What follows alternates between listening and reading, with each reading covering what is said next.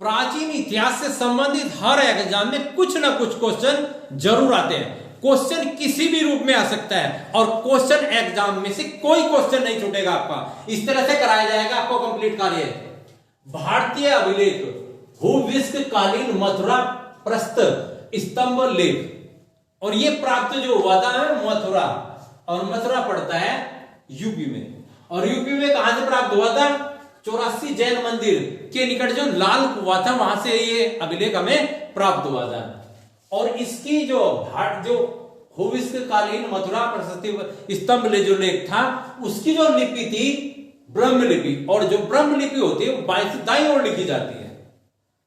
भाषा इसकी प्राकृत, और प्राकृत जैन ग्रंथों की भाषा प्राकृत, और पाली भाषा बौद्ध ग्रंथों की भाषा।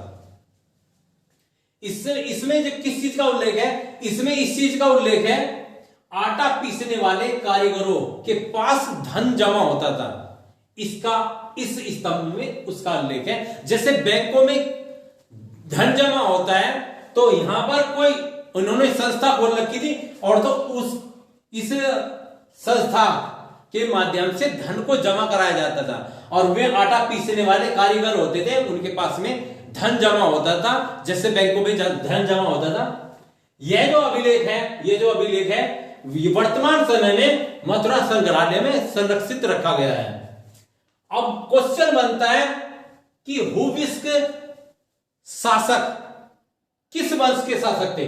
कुषाण वंश के शासक थे, और कुषाण वंशों की जो राजधानी थी पुरुषपुर, कुषाण वंशों की राजधानी पुरुषपुर, और पुरुषपुर से फिर इन्होंने अपनी राजधानी हस्तांतरित की मथुरा, और मथुरा यमुना नदी के किनारे पर स्थित। यमुना नदी पर स्थित शहरों को भी देख लेते हैं। यमुना नदी पर स्थित शहर मथुरा, और दूसरा दिल्ली,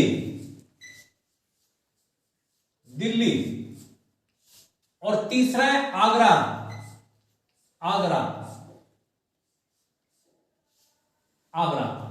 भारत की राजधानी दिल्ली, कब बनी थी? 1911 में। 1911 में घोषणा, दिसंबर माह में घोषणा, और 1912 में हस्तांतरित। 1912 में हस्तांतरित की गई थी, और इससे पहले भारत की राजधानी कोलकाता। कोलकाता कब बनाई गई थी भारत की राजधानी? 1772 में। और भारत की राजधानी एक दिन की राजधानी भी, भारत की एक दिन की राजधानी प्रयागराज या इलाहाबाद, इसको प्रयागराज भी बोला जाता है। और ये कब बनी थी? 1858 में। यदि वीडियो पसंद आई तो चैनल को सब्सक्राइब, वीडियो को लाइक। धन्यवाद। जय भारत।